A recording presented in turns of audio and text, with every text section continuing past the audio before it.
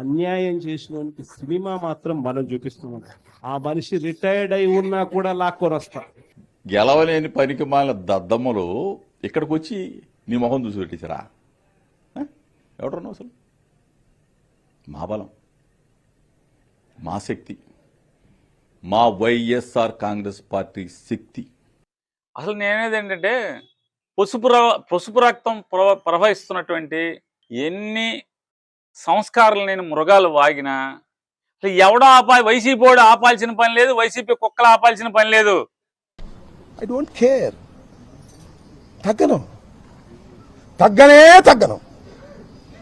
ఎన్ని కేసులు పెట్టుకున్నా తగ్గను.